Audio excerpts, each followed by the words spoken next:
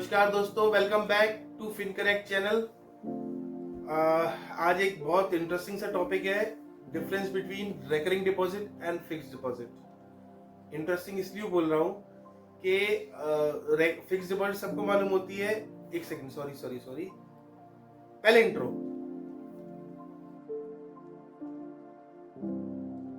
Welcome back.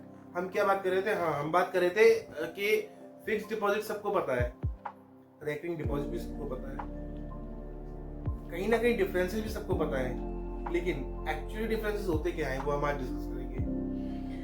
तो देखिए, quick review करते हैं फटाफट एफडी और आरडी दोनों का। एफडी बेसिकली एक अमाउंट है, आपने इन्वेस्ट किया पर्टिकुलर टाइम के लिए, पर्टिकुलर इंटरेस्ट रेट पर, बैंक ने आपको उस टाइम पीरियड के बाद अमाउंट वापस कर दिया विद ब्याज, दैट इज एफडी। आरडी क्या है? छोटा सा अमाउंट, महीने के महीने आपने इन्वेस्ट किया, पर्टिकुलर टाइम तक, पर्टिकुलर रेट ऑफ इंटरेस्ट पर, बैंक ने आपको पर्टिकुलर टाइम के बाद अमाउंट वापस कर दिया विद ब्याज। ये एफडी और आरडी के बीच का मीनिंग है। अब हम बात करते हैं कि डिफरेंसेस की। तो साहब 6 पॉइंट है सिंपल से। पहला point, nature of investment. Nature of investment means, FD की बात करूं मैं, माफ कीजिएगा, फिक्स्ड डिपॉजिट में जो नेचर ऑफ इन्वेस्टमेंट है, एक पर्टिकुलर टाइम के लिए particular amount, particular rate of interest पर, ये इसका नेचर ऑफ इन्वेस्टमेंट है। रिटर्न उसी प्रकार है, वन शॉट में मैच्योरिटी हुई, बैंक ने आपको विद इंटरेस्ट पैसा आपका वापस कर दिया। वहीं आरडी की बात करूं, महीने के महीने एक अमाउंट तय टाइम के लिए इन्वेस्टेड, एक पर्टिकुलर इंटरेस्ट रेट पर। अब मैच्योरिटी हुई, बैंक ने आपको विद इंटरेस्ट वापस कर दिया। ये हो गया नेचर ऑफ इन्वेस्टमेंट। अब बात करूं फ्रीक्वेंसी की, तो साहब एफडी में फ्रीक्वेंसी जो होती है वो वन शॉट होती है। आज एफडी बुक करी है, आज पूरा पैसा देना पड़ेगा। 1 लाख रुपए की हो, 1 करोड़ की हो, 50 करोड़ की हो, एक बार में पूरा पैसा। वहीं आरडी में 1 लाख रुपए की अगर आरडी में कर रहा हूं तो मैं उसको महीने के महीने 12 महीनों में डिवाइड करके पैसा दे सकता हूं। एक सिंपल भाषा में समझने के लिए, अगर मैंने 1,20,000 रुपए की आरडी करी है, मैं 10,000 रुपए की महीने किस्त दे रहा हूँ, 12 महीनों तक दे रहा हूँ, मेरा 1,20,000 रुपए पहुंच गया। इकट्ठा देने की कोई जरूरत नहीं है। मुद्दा वही है, अमाउंट पर्टिकुलर टाइम के लिए, पर्टिकुलर इंटरेस्ट रेट पर, और मैच्योरिटी पर हमें वापसी विद इंटरेस्ट। ये हो गई इसकी फ्रीक्वेंसी। मैच्योरिटी अमाउंट इकट्ठा लमसम वापस मिल जाता है। एफडी में 2 प्रकार की मैच्योरिटी होती है। एक होती है इमीडिएट क्रेडिट, मैच्योरिटी हुई, पैसा अकाउंट पे विद इंटरेस्ट। दूसरा ऑटो रिन्यूअल होती है, मैच्योरिटी होके अमाउंट नहीं आता, वहीं के वहीं रिन्यू हो जाती है एफडी।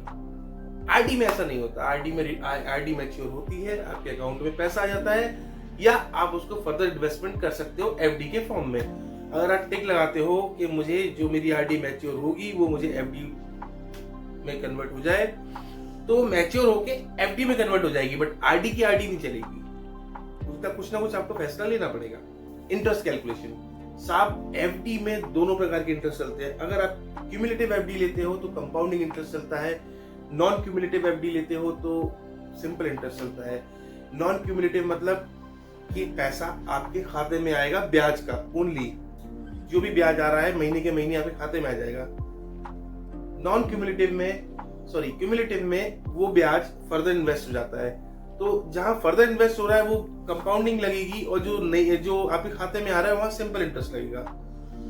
आरडी में कोई ऑप्शन नहीं होता, आरडी यानी कंपाउंडिंग ही चलती है वो, उसमें आपको आपके खाते में उसका इंटरेस्ट नहीं आता है, वो वहीं के वहीं उसका रीइन्वेस्टेड होता रहता है, और आपको एक लास्ट में मैच्योरिटी बल्क अमाउंट मिल जाता है। फ्लेक्सिबिलिटी की बात करूं तो आरडी बिल्कुल भी फ्लेक्सिबल नहीं होती है, स्ट्रिक्ट होती है। आपने एक अमाउंट तय किया, इन्वेस्ट हुआ एक पर्टिकुलर टाइम के लिए, पर्टिकुलर रेट ऑफ इंटरेस्ट पर, दैट्स इट। आरडी थोड़ी सी फ्लेक्सिबल होती है। आप अमाउंट आज कम इन्वेस्ट कर रहे हो, कल आप उसको बढ़ा के ज्यादा कर सकते हो, कोई दिक्कत नहीं। टेन्योर भी आप घटा बढ़ा सकते हो अपने अकॉर्डिंग। तो आरडी फ्लेक्सिबल होती है, एफडी फिक्स्ड होती है, नाम ही उसका फिक्स डिपॉजिट है ना। तो ये अगर मैं फ्लेक्सिबिलिटी की बात करूं तो ये बात है। अब साहब एक बहुत जरूरी बात कि आइडियल फॉर किसके लिए आइडियल है, तो एफडी किसी के लिए भी आइडियल है, हर एक के लिए आइडियल है। और मैं तो कहता हूँ एफडी हर एक के पास होनी चाहिए, थोड़ा सा सेविंग हर किसी के पास होनी चाहिए। एफडी जनरली सीनियर सिटीजन जो रिस्क नहीं ले सकते, एक ऐसे